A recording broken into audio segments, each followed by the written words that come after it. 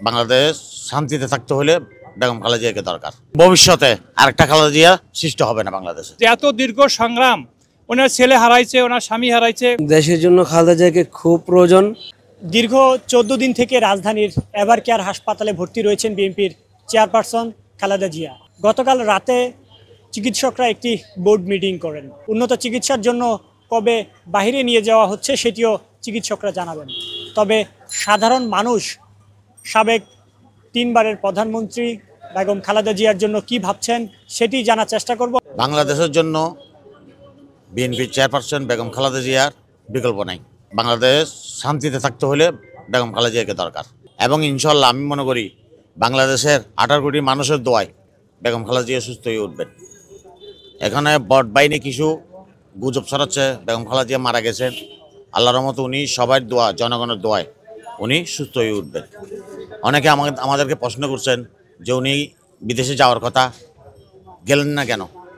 ভাই, যন্ত্র তো বুলটুরি থাকতে পারে, যেমন কাতারের এয়ারলাইন্স এখানে আসার কথা, ওটা আসতে পারে নাই।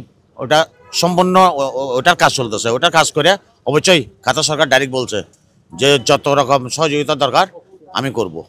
বিএনপির চেয়ারপারসন বেগম খালেদা জিয়া শুধু বিএনপির খালেদা জিয়া না, 18 কোটি মানুষের খালেদা জিয়া। বাংলাদেশে খালেদা জিয়ার কোনো বিকল্প নাই এবং ভবিষ্যতে আরেকটা খালেদা জিয়া সৃষ্টি হবে না বাংলাদেশে। বাংলাদেশ জাতীয়তাবাদী দলের মা ও মানুষের নেত্রী, আমাদের চেয়ারপারসন দেশনেত্রী বেগম খালেদা জিয়া, উনি দীর্ঘদিন অসুস্থ থাকার কারণে আজকে ত্রয়োদশ জাতীয় সংসদ নির্বাচনের প্রাক্কালে বাংলাদেশে ওনার মতো নেত্রী, আপসীন নেত্রী একান্ত প্রয়োজন ছিল।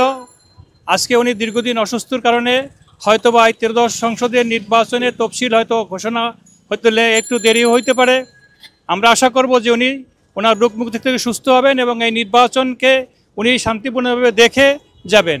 আগামী যে জাতীয় সংসদ নির্বাচন, আজকে যদি আমার দেশনেত্রী বেগম জিয়া যদি চলে যায়, তাই রাজনৈতিক মহলটাও আমাদের একটা নেতৃত্বহীন হয়ে যেতেছে, মুরব্বীহীন হয়ে যেতেছে। দেশের এই ক্লান্তিময় অবস্থাতে খালেদা জিয়ার খুব প্রয়োজন ছিল।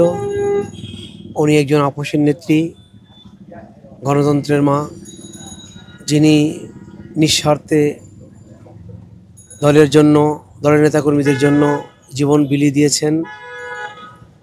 এই মুহূর্তে ওনাকে পরিপূর্ণ সুস্থ হয়ে আমাদের মাঝে ফেরাটা খুব জরুরি।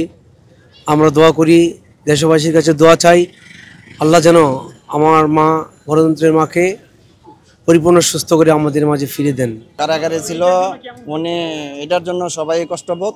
আর হচ্ছে আপনার যাতে উনি খুব কষ্টভোগ করছে 17 বছর, শারীরিক সমস্যা, তো সব ক্ষেত্রে মিলে অনেকটাই অসুস্থ বোধ। ওনাকে যাতে আল্লাহ পাক ভালো করে দেয়।